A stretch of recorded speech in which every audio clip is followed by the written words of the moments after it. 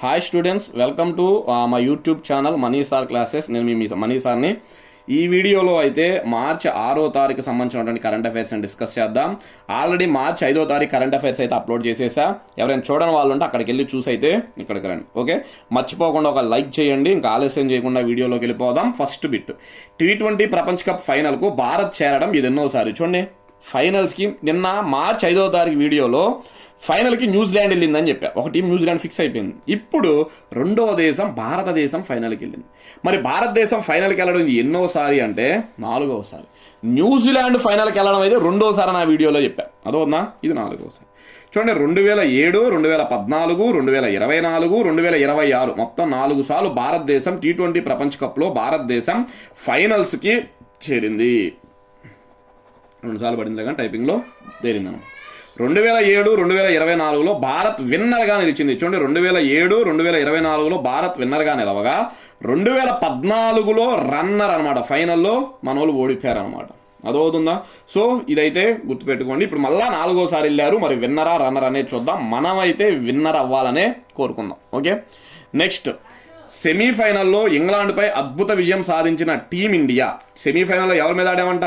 ఇంగ్లాండ్పై అద్భుత విజయం సాధించిన టీమిండియా మార్చి 8న అహ్మదాబాద్లోని నరేంద్ర మోడీ స్టేడియంలో న్యూజిలాండ్పై ఫైనల్స్ ఆడనుంది. చూడండి, మార్చి 8న ఫైనల్స్ అంట. ఎక్కడ? నరేంద్ర మోడీ స్టేడియం, అహ్మదాబాద్. ఎవరెవరికి ఫైనల్స్? India versus New Zealand. మొన్న న్యూజిలాండ్కి సౌత్ ఆఫ్రికాకి సెమీఫైనల్ జరిగింది. సౌత్ ఆఫ్రికా ఓడిపోయింది, న్యూజిలాండ్ గెలిచి ఫైనల్కి వెళ్ళింది.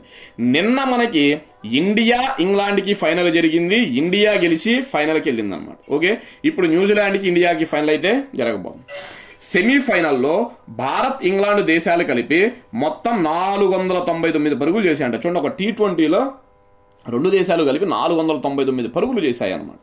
దీనితో ప్రపంచ కప్లో ఒక మ్యాచ్లో అత్యధిక రన్స్ నమోదైన మ్యాచ్గా రికార్డ్స్లోకి ఎక్కింది. చూడండి, ఒక మ్యాచ్లో అత్యధిక రన్స్ ఇవేనంట T20 ప్రపంచ కప్లో. ఇది కూడా ఒక రికార్డ్ అంట. నెక్స్ట్, భారత బౌలర్ వరుణ్ చక్రవర్తి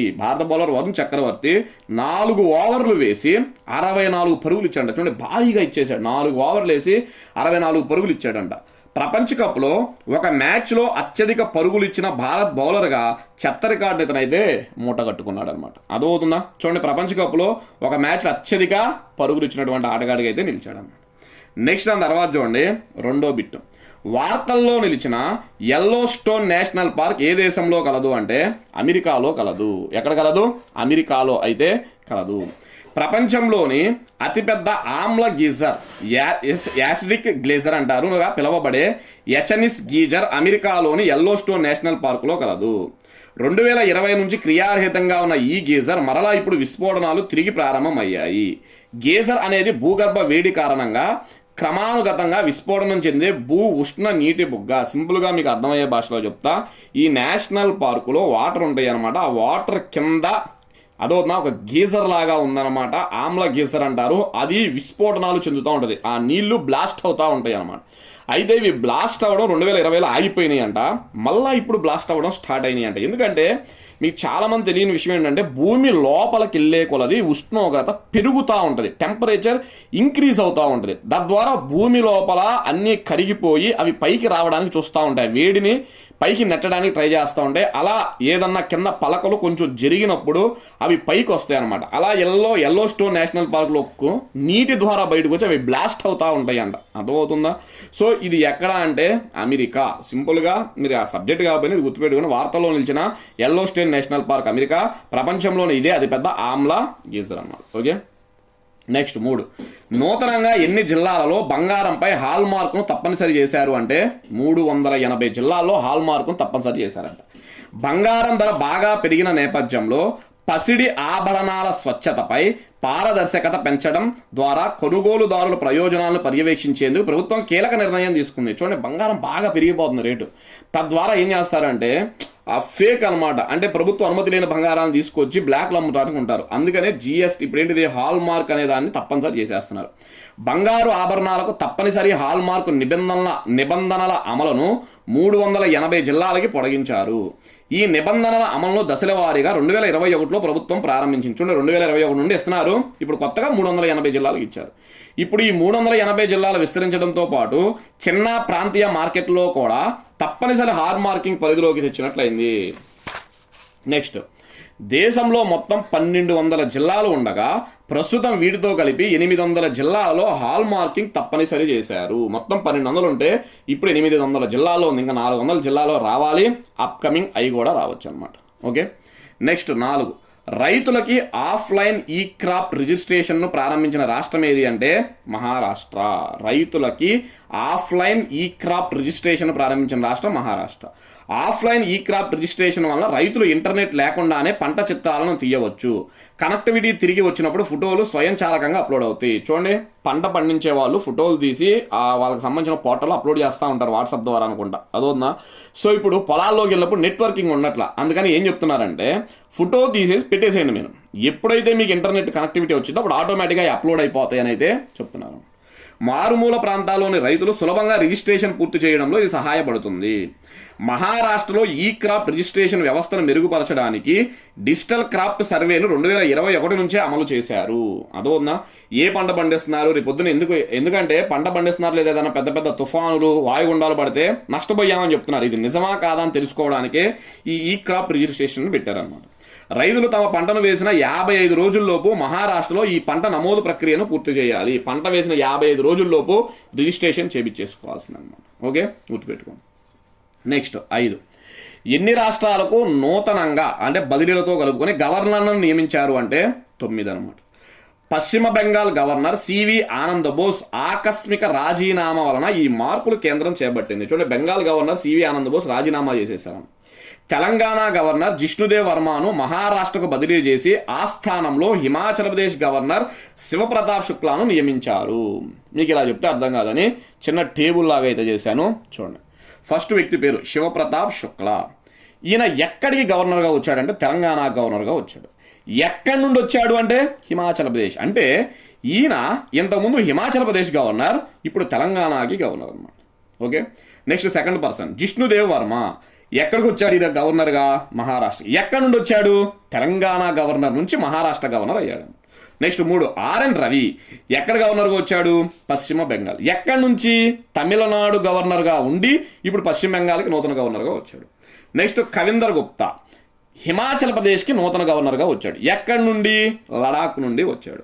నెక్స్ట్ వినయ్ కుమార్ సక్సేనా లడాక్కి గవర్నర్గా వచ్చాడు. యాక్చువల్గా కేంద్రపాలిత ప్రాంతాల్లో గవర్నర్ అనరు, లెఫ్టినెంట్ గవర్నర్ అంటారు. మీకు అర్థం కావడం కోసం చెప్తున్నా. ఓకే, కాబట్టి లడాక్ యొక్క లెఫ్టినెంట్ గవర్నర్ ఎవరు? వినయ్ కుమార్ సక్సేనా. ఇంతకుముందు ఎక్కడ ఉన్నాడు ఈయన? ఢిల్లీలో ఉన్నాడు.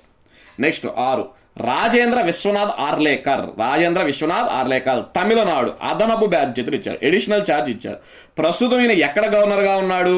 కేరళ గవర్నర్గా ఉండి తమిళనాడుకి అదనపు బాధ్యతలు అయితే తీసుకున్నాడు. నెక్స్ట్ నందకిషోర్ యాదవ్, నాగాలాండ్ నూతన గవర్నర్. ఈయన ఎక్కడ నుండి రాలా, కొత్తగా వచ్చాడు. సయ్యద్ హటా హస్నైన్, ఇతను బీహార్కి నూతన గవర్నర్గా వచ్చాడనమాట. నెక్స్ట్ దాని తర్వాత 9, తరంజిత్ సంధు. ఈయన ఢిల్లీకి లెఫ్టినెంట్ గవర్నర్గా అయితే వచ్చాడు, గుర్తుపెట్టుకోండి. ఓకే, నెక్స్ట్ దాని తర్వాత చూడండి 6వ బిట్టు.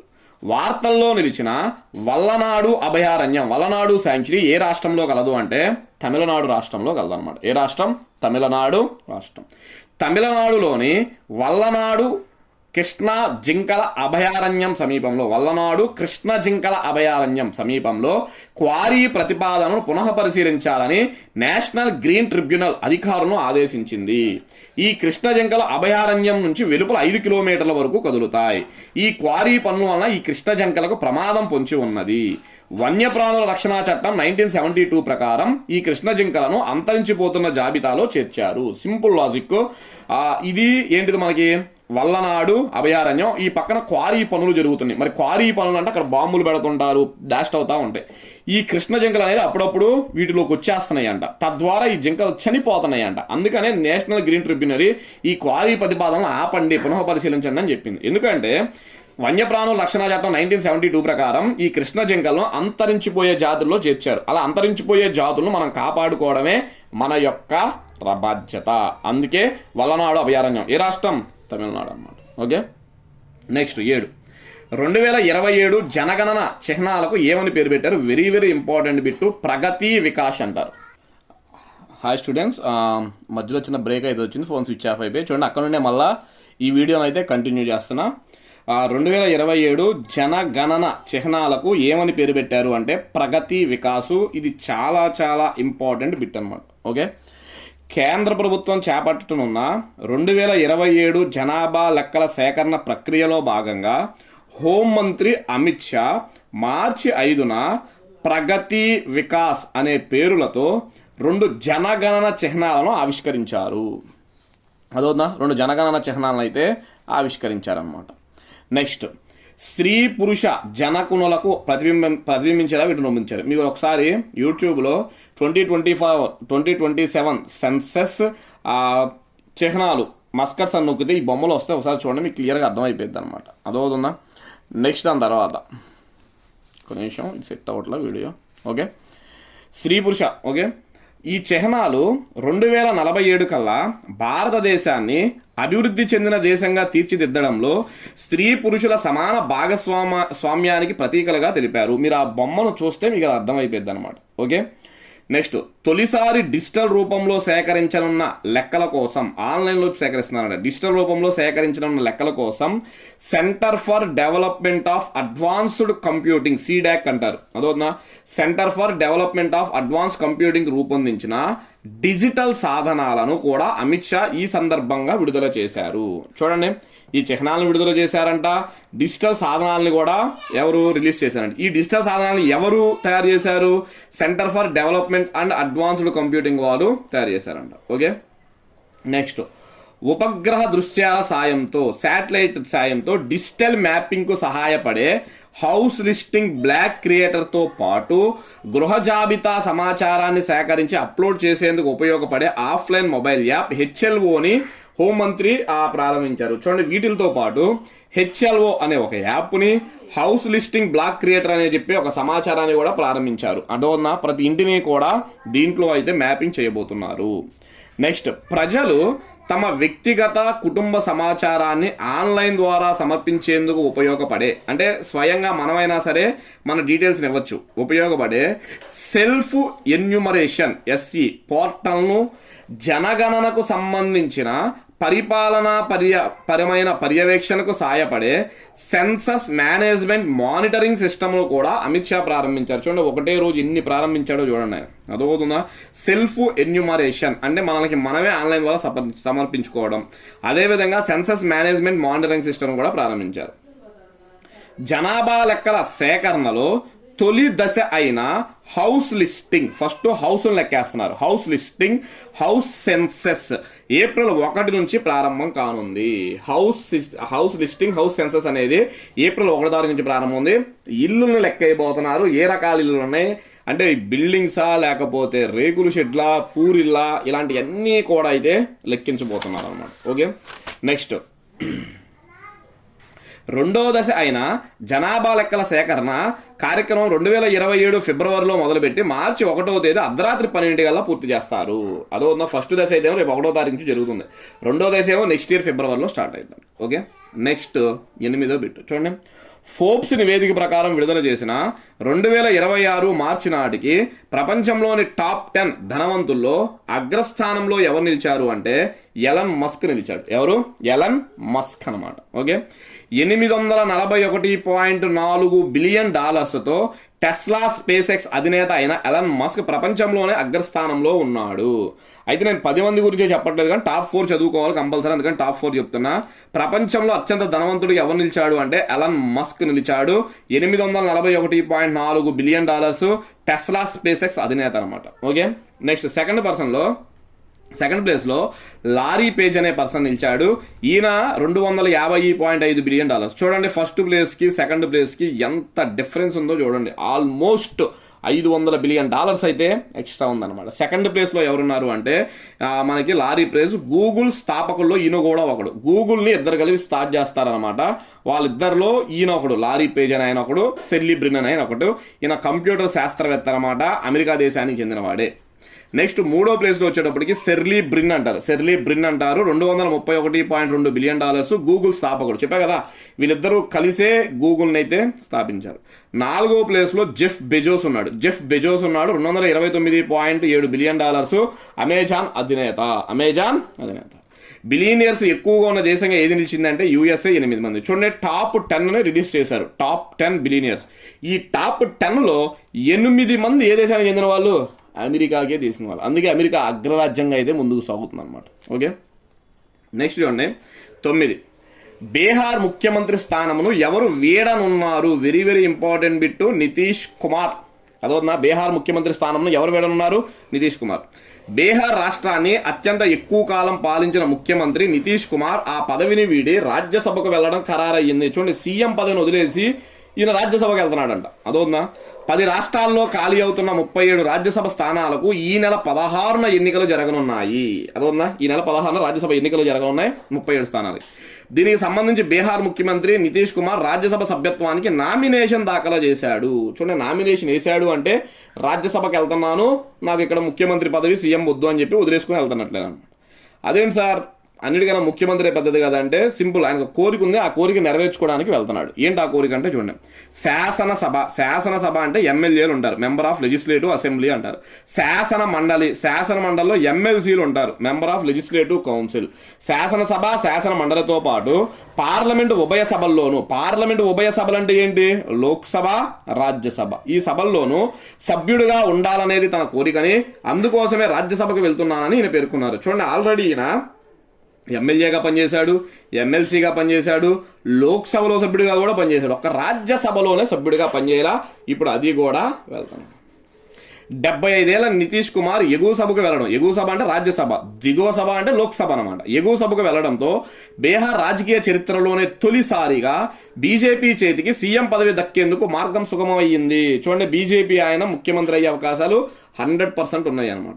ఓబీసీ వర్గానికి చెందిన ఉప ముఖ్యమంత్రి సామ్రాట్ చౌదరి సీఎం అయ్యే అవకాశాలు కనిపిస్తున్నాయి. మ్యాక్సిమం ఈయనే అయ్యే అవకాశం అయితే ఉందన్నమాట, ఓబీసీ వర్గం సామ్రాట్ చౌదరి. ఎందుకంటే బీహార్లో ఓబీసీ కమ్యూనిటీయే చాలా ఎక్కువ కాబట్టి ఆయనే అయ్యే అవకాశం ఉందన్నమాట. ఓకే, నెక్స్ట్ దాని తర్వాత 10 జిఐ అంటారు, జియోగ్రాఫికల్ ఐడెంటిఫికేషన్ ట్యాగ్ పొందిన కర్బీ ఆంగ్లాంగ్. గుర్తుపెట్టుకోండి, కర్బీ ఆంగ్లాంగ్ అనేది ఏ రాష్ట్రానికి చెందినది అంటే అస్సోం. ఏంటిది? అస్సోం. 2015లో జిఐ ట్యాగ్ పొందిన, చూడండి ఇప్పుడు కాదు, ఇది పొందింది 10 ఏళ్ళ క్రితం పొందింది. 2015లో జిఐ ట్యాగ్ పొందిన కర్బీ ఆంగ్లాంగ్ అల్లం. అదోనా, ఇది ఒక అల్లం అనమాట. కర్బీ ఆంగ్లాంగ్ అనేది ఒక అల్లం మొదటిసారిగా లండన్ దేశానికి ఎగుమతి కావడంతో అస్సోం వ్యవసాయ ఎగుమతుల్లో ఒక ప్రధాన మైలురాయిని సాధించింది. చూడండి, ఇప్పటి వరకు కూడా లండన్కు లేదా ఇంగ్లాండ్కు మనకి కేరళ ఇక్కడికి సంబంధించిన అల్లం ఎక్కువగా వెళ్తుండేది.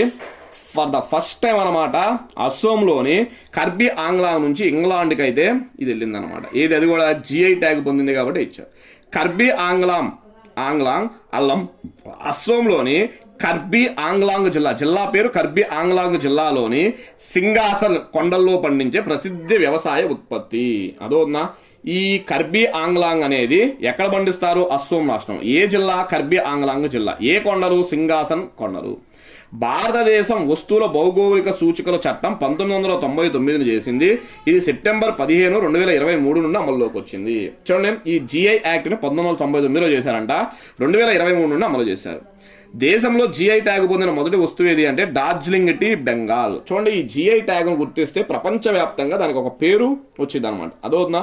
సో భారతదేశంలో ప్రసిద్ధి చెందిన ఏవి అంటే వస్తువులో జిఐ ట్యాగ్ అని నొక్కితే మనకి ఓకే ఇది ఫేమస్ అని తెలిసిపోయింది, వాటిని ఆర్డర్ చేసుకుంటా ఉంటారు ప్రపంచ దేశాలు అన్నమాట. ఓకే, ఒక వస్తువుకి ఇచ్చిన జిఐ ట్యాగ్ ఎంతకాలం ఉంటుంది అంటే 10 years ఉంటుంది. చూడండి, ఇది ఒకసారి ఎన్టీపీసీలో అడిగాడు బిట్.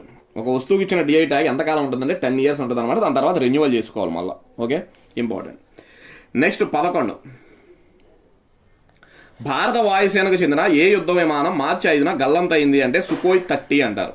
భారత వాయుసేనకు చెందిన ఏ యుద్ధ విమానం మార్చి 5న గల్లంతైంది? సుకోయ్ 30. భారత వాయుసేనకు చెందిన సుకోయ్ 30 MKI యుద్ధ విమానం అస్సోంలో గల్లంతయింది. జొర్హాట్, ఇది అస్సోంలో ఉంటుంది. జొర్హాట్ వైమానిక స్థావరం నుంచి టేకాఫ్ అయిన కొద్దిసేపటికి అది అకస్మాత్తుగా రాడర్ నుంచి అదృశ్యమైనదని అధికారులు వెల్లడించారు. యుద్ధ విమానం కోసం గాలింపు చర్యలు ప్రారంభించామని, పైలట్ గురించి సమాచారం ఏదీ లేదని అధికారులు తెలిపారు. దట్టమైన అటవీ ప్రాంతంలో కూలిపోయి ఉండవచ్చని అధికారులు అభిప్రాయపడుతున్నారు. ఎక్కడో కూలిపోయి ఉంటుంది అని అభిప్రాయపడుతున్నారు. ఇది కన్ఫామా కాదని తెలియదు, ఎందుకంటే కన్ఫామ్ కాకుండా ఎప్పుడు చెప్పకూడదు అనమాట. అందుకని జస్ట్ అభిప్రాయాన్నే వెల్లడించారు. ఓకే, ఇవి స్టూడెంట్స్ మనకి ప్రధానంగా మార్చి 6వ తారీఖుకి సంబంధించినటువంటి కరెంట్ అఫైర్స్ అన్నమాట. అదవుతుందా? ఆల్రెడీ 5 అప్లోడ్ చేసేసా. ఇది 6వ తారీఖు సంబంధించిన కరెంట్ అఫైర్స్ని కూడా మీ ముందుకైతే తీసుకొచ్చేసాను. అదవుతుందా? సో చూడండి, కుదిరితే రాసుకోండి చక్కగా నీట్గా.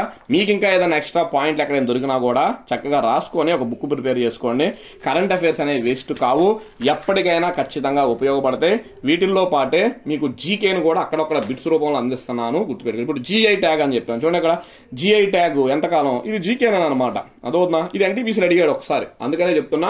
కరెంట్ అఫైర్స్తో పాటు జీకేని కూడా టచ్ చేసుకుంటూ వెళ్తాం. ఓకే, అందరూ ఒక లైక్ అయితే చేయండి మర్చిపోకుండా. Thank you.